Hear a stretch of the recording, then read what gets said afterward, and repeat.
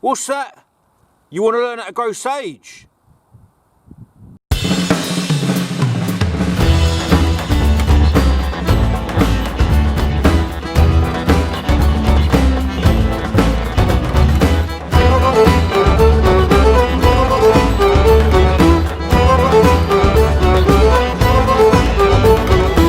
Sage, you say? Alright, now sage is a very, very good herb to have in the garden. Not only can you use it for cooking, it's typically used in stuffing, but it's actually quite an attractive plant. This sage I've got behind me here, I've had for a few years, and what happened with this sage was I put it in as a little plant. It grew quite robustly, and then like time it sort of grew very, very big, and it had these arcing stems, and some of them stems actually rooted into the bark mulch I've got here, and I'm growing it in an area where the thyme is quite happy. It's quite shallow, quite a poor soil here really, and this sage got out of control basically. So what I did was I came by, I took some of the stems that had arced, that were touching the soil, were rooted, and I potted them on.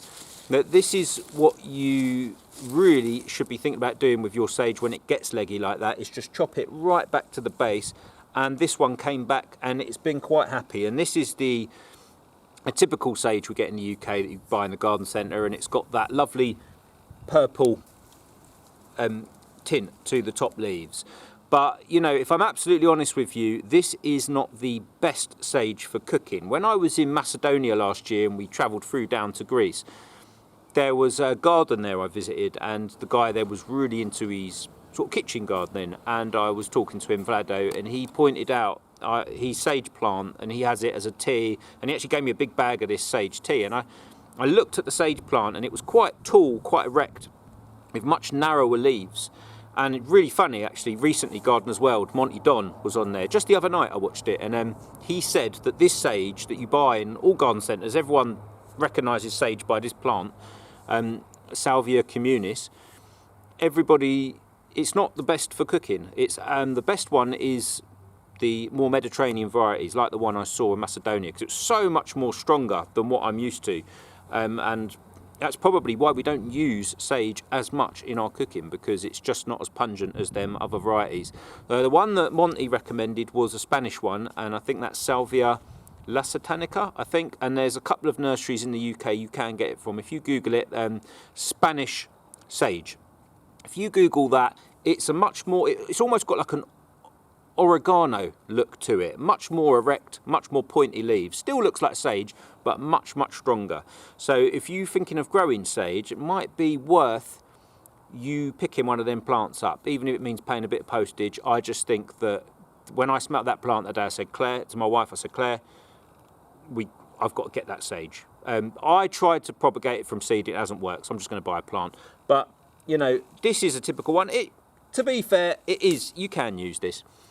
It has got a good aroma, but I just think, you know, with anything like that, like the oreganos, if you can get one that's more pungent, it just makes it more interesting as well, you know, and you get more bang for your buck if you're going to dry it as well. You know, you need less. I mean, generally with these, not particularly good quality soil is needed, even though they do get a bit tired after sort of 5 years. People say replace them after 5 years. What I would do is just keep an ongoing propagation regime. They are quite easy to take cuttings from, you know, your standard sort of thing. Take the bottom leaves off. You can try it in water. I've heard it works quite well in water, but something like that, you know, what I would do is put them in a pot, late summer, autumn time, just let them get that bit of warmth at the end of the year, and then they can just sit there, and then over winter they should root no problem. But generally I find where the stems arc, or you get that sort of open habit at the bottom, you will find roots naturally occur at the bottom of them stems. So if you take some of them off, chop the big stem off and just put them in the ground, that's just as good. So just keep propagating it and keep a ready supply going, and you won't have to do that. But you know, as a ground cover, they're very effective, and they will regenerate like most herbs if you just chop them to the ground. Sunny spot, you know, they grow on relatively, I would say they need a slightly better soil than your typical thymes and things like that. But they're generally very happy. One thing I have had a problem with is I grew some of these under a pear tree. It was a young pear tree and I was watering the pear tree a lot. And what happened was a fungal sort of infection got in there. They can become brittle if they get too wet and snap and rot. Having said that, the ones that did rot came back quite quickly. So again, just really tough herb. I think it's good to be dried, good to have at Christmas, you know, good in mashed potato, things like that. Doesn't really have any pests. I would recommend do it in pots. If you've got a balcony, you haven't got a big garden, it's one for the pots as well. Quite happy in pots. I can't stress enough, try and get hold of one, the Spanish one, or one that's a little bit stronger than the typical one we get in the UK anyway. If you're into companion planting and all that sort of stuff, tomatoes, strawberries, brassicas, but you know, one of the great things, like quite a few herbs, is it is evergreen. You can come out and take it when you want it. So, and if you know you get some aesthetic qualities out of it and you get a bit of ground cover in a larger forest or permaculture system, it's good for that as well. So just generally all round great herb. Try and get the stronger one if you can. The ornamental one's also good because it looks good and you can still get a crop out of it and it's still aromatic as well. So there you have it, sage. Not a massive complicated herb to grow. Can be a beautiful looking plant. It's got some functional qualities as well. Try and get the stronger one, but I would say in general, just get out there and grow some.